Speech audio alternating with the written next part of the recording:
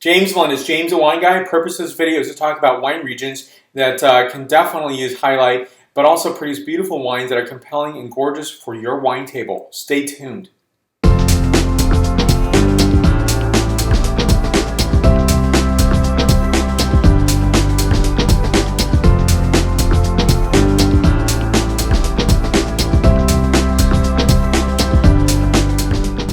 So the story I mentioned many times before is going to my wine retailer here in San Francisco and pulling a bottle of Croatian wine.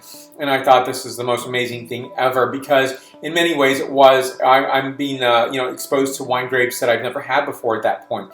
Plavac Mali would be one of those wine varieties. And I think that was really that great story and warming of the heart. And it's also recognizing these regions. So reading about regions that we don't really typically have in most wine retailers in the US is tasting wines from, say, Lebanon or maybe Republic of Georgia, Turkey, Romania, going on to Croatia, Slovenia, Czech Republic, and I think that is a great homage. Morocco. So I just want to talk about these regions really quickly. This is just a representation of lesser known regions that you can find here in the US, especially here in California and my current home base of San Francisco, and that's a wonderful thing. So it's really incumbent upon you in many ways because your wine buyer at your favorite wine retailer wants to buy the wines you want to buy, right? As well as maybe your favorite restaurant.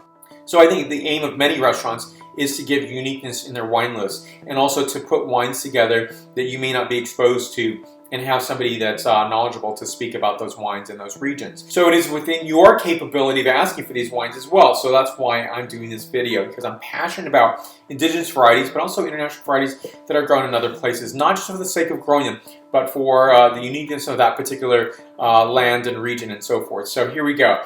What we have before us, I'll bring this up first. This is Saperavi, Republic of Georgia. And again, it's the same retailer I went to and found not this particular bottling, but a bottle of Saperavi, which I was really excited. So a very historical provenance from Georgia. It's great to see that as well. Next wine over is Carmena. Now this is a blend of both international varieties and indigenous varieties from Turkey, so the Kozgozu or Bogazkere. So that's what you find here as well. It shows that these indigenous varieties are completely in harmony and blending with the international varieties. And next we have this particular beautiful Hungarian wine, and it's called Ufark, and it's a wonderful thing, a point of difference wine. So you want a white wine that's going to be different, this is it. So this wine right here is not just about being a different wine, it's about being a compelling wine, and one that I think without the fortitude of these particular wine grape growers and wine creators, you would not have these wines. And there's something in this in terms of maybe the heritage or history that says we must create these wines. But it takes you to buy these wines. So it's not just an island unto itself and an idealism unto itself. It's also an exchange of ideas as well as purchasing as well. So next wine here is from Morocco. So Morocco, there's no indigenous varieties that I'm aware of that it's being produced here, but we have international varieties such as Syrah here. So my first time tasting Syrah from Morocco was in all places in North Fork of Long Island. A very thoughtful wine director of that restaurant that had Syrah from Morocco on the wine list, and it was very compelling and hauntingly gorgeous. So I think in this regard, seek out these wine regions. So I was formerly a wine marketing manager at a good-sized wine retailer here in the United States, covering about 30 United States states.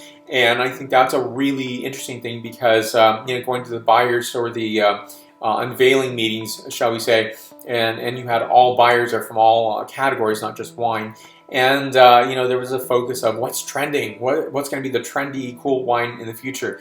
And at first I was like, no, there shouldn't be any trends, because when you trend a region, I think that's really a setup for failure for that region or that variety. And so I think it's all incumbent upon you to find your signature. And I think you might say what I say, which is my favorite variety depends on the day that I'm tasting wines and what I really want, versus I only want variety X, Y, or Z.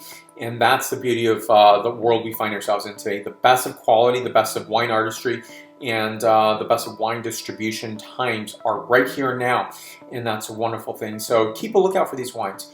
and I'll put more information on the producers and or distributors down below, and questions and comments list them down below as well. Lists of wines you've tasted from these particular regions or other regions. So lists of wines you've been tasting from regions around the world that you might have tasted from before. So let me know those wines. I'd be really curious, and that's where our dialogue begins and our community continues. So thank you so much for watching today. Stay tuned for more, and you'll find me on a variety of social medias: Facebook, Twitter, Google+, Pinterest, LinkedIn, as well as Instagram and WordPress. Thank you again for watching. Salud.